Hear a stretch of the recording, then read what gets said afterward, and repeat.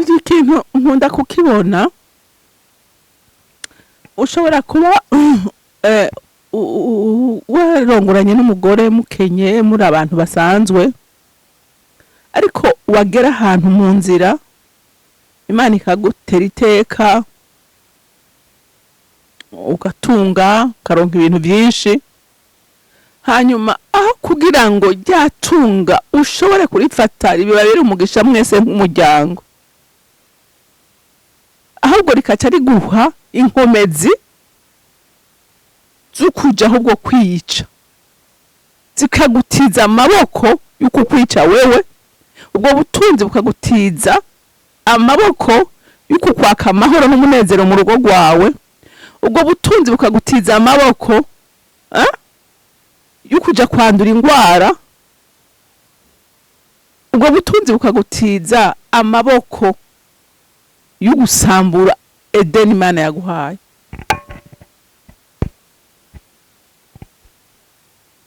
Hariho n'abakubwira ngo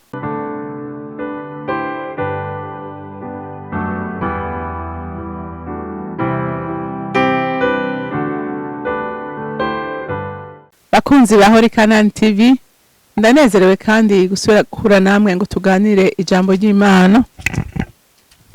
Ariko imbere yuko dutangura kuganira, reka tubanze dusenge. Uri mwiza Mana kandi ugira neza, uri umuvyeyi mwiza udukunda kandi utwitwararika, uri umuvyeyi mwiza aturera kandi akadutoza indero nziza, uri umuvyeyi mwiza udahengeshanya kutwigisha no kudukebura uko bukeye nuko bwije.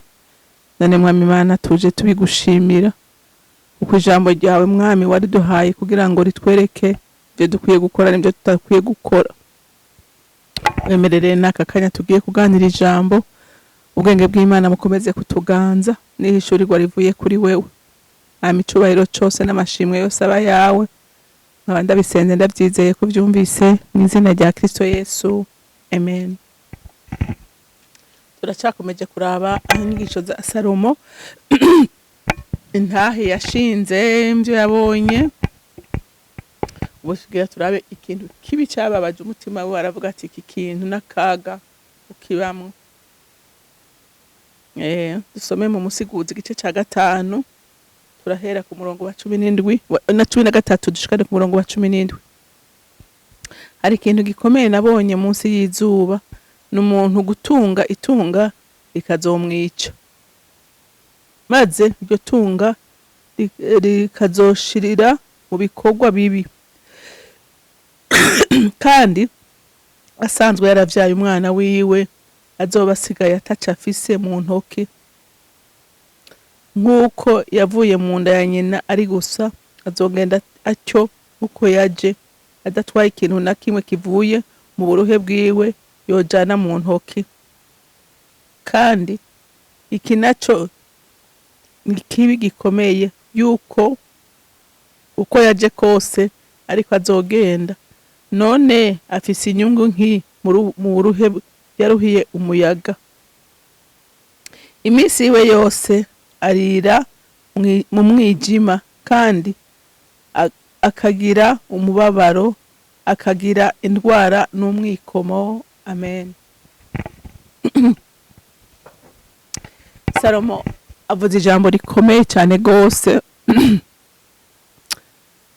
Nta kintu kibaho kibabaza nkuko ushobora kuba ufise ubutunzi, ariko ubwo butunzi hako bukubera umugisha, ariko bukakubera urupfu. Rukakubera urupfu, rukakubera intandaro yo gusambura ibyo wubatse, bikakubera intandaro yo kwica umuryango Imana yaguhaye,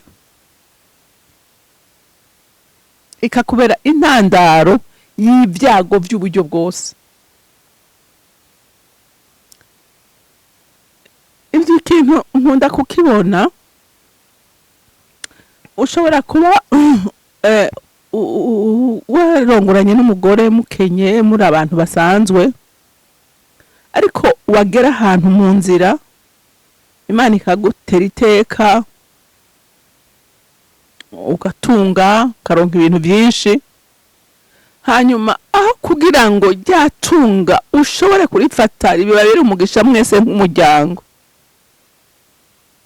ahubwo rikaca riguha inkomezi zo kuja ahubwo kwica, zikagutiza amaboko yuko kwica wewe, ubwo butunzi bukagutiza amaboko yuko kwaka amahoro n'umunezero mu rugo rwawe, ubwo butunzi bukagutiza amaboko yukuja kwandura indwara, ubwo butunzi bukagutiza amaboko y'ugusambura Edeni Imana yaguhaye.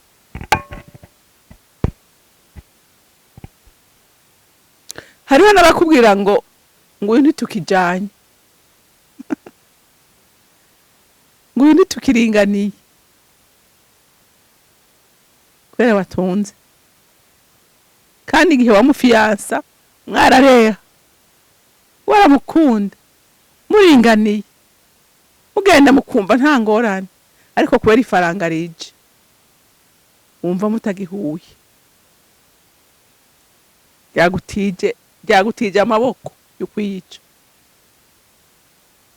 Kuko nagira nkubwire ngo ngaha yavuze ngo hariho n'ababyanda bakavyanda hanze, kandi bigaherengetera. Umwana wavyaye ntashobore kwiga, umwana wavyaye ntashobore kuronka ikintu na kimwe kizomutunga mu buzima, kandi warabironse. Salomo ngiki ikintu avuze ngo kirababaje kubona umwana wawe ashobora kutaronka ico yarateza kuronka kubera ubujuju bw'umuntu yamuvyaye. Kubera iki? Kubera ubujuju bw'umuntu yavyaye uwo mwana. Ngo hari kibi gikomeye nabonye munsi y'izuba, n'umuntu gutunga itunga ikazomwica. Ninga nkubwire, nagira nkubwire ngo umuntu ashobora kwitwa wewe, si umwana w'incoreke, si umwana w'ahabara, witwa izina ryawe n'umwana wakuye mu nda yawe,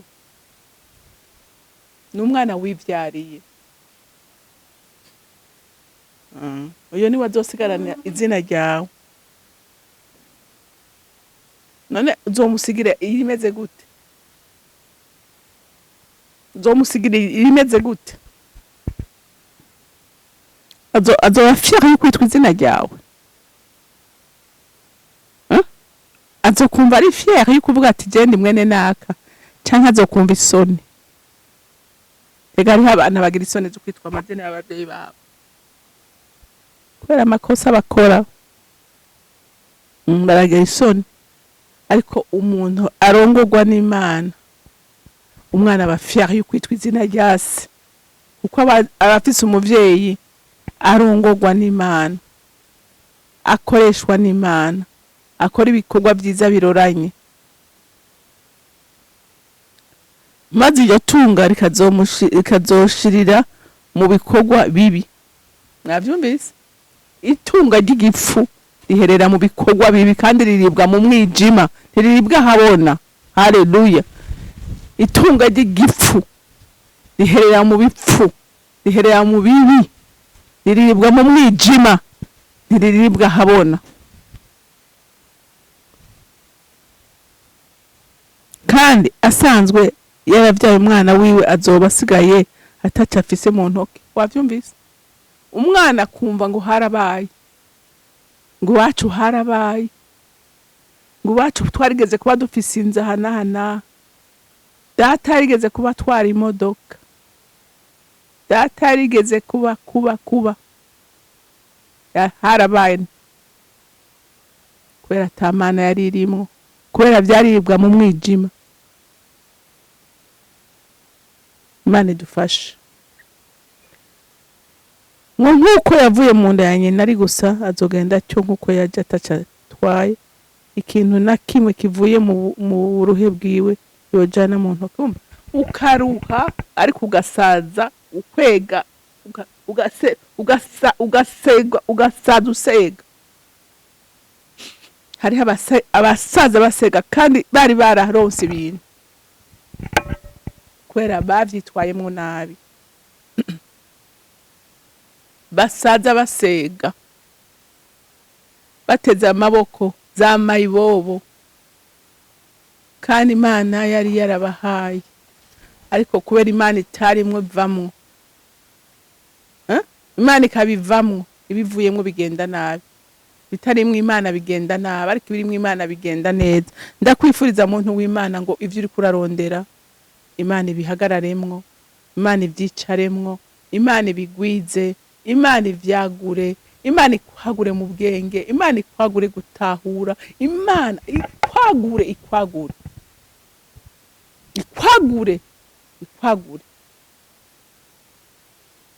abo uriko urabiha ejo ubibuze bazogutera nk'agashikireti kavuyemwo isukari bagucire hasi bagende,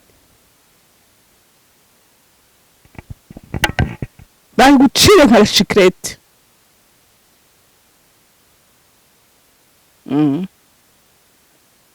Kandi iki naco ni kibi gikomeye, yuko uko yaje kose ariko azogenda. None ufise inyungu nki mu buruhe yaruhiye umuyaga, muri bwa buruhe bwawe ushobora gusaza usega, ushobora gusaza ataco ushobora kwiha, ushobora kugenda ataco usize. Uburuhe bwawe bwabaye bwiki?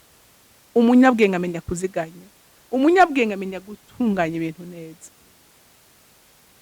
Haleluya. Iminsi be yose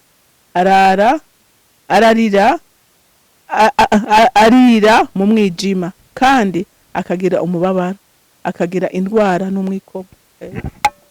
Abanyabyaha basaza indwara nyinshi, abanyabyaha basaza n'umwikomo, abanyabyaha basaza bagira imisaya, basaza bamerewe nabi, ariko umugorotsi asaza anezerewe. Haleluya, haleluya. Umugorotsi asaza himbawe, niyo atashe ataha anezerewe, ashima Imana avuga ngo ndatashe kuruhuka ko nakoze neza. Amen. Haleluya, haleluya. Umugorotsi ataha anezerewe, ariko umunyabyaha ataha agisya zamenyo, ataha asuza umutima, ataha yiyumvira, aguma yiyumvira ivyahise ngo iyo menye. Haleluya. Ndakubwiye ngo ntuzovuge ngo sinamenye, ntuzovuge ngo ntiwumvise. Umva, garuka. Umwami agutegeye ibiganza. Haleluya. Umwami agutegeye ibiganza. Imbabazi ziwe ziracahari. Munsi y'umusaraba wiwe hari imbabazi. Haleluya. Ateze ibiganza avuga ngo nimuze mwese abarushe, abaremerewe, nimuze kuri jewe ndabagirire neza. Haleluya. Ntakangwa n'ibyo wagiyemo.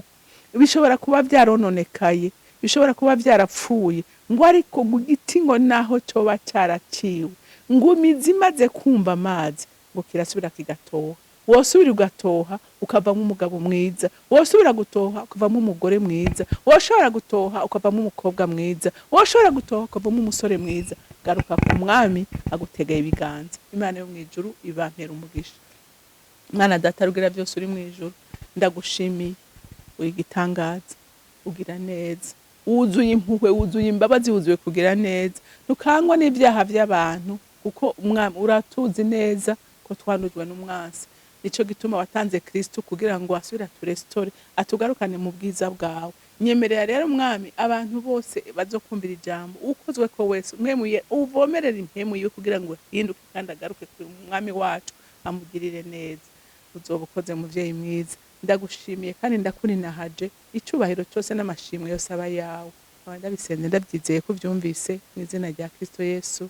Amen, amen. Mwarahezagiwe, mugira umunsi mwiza.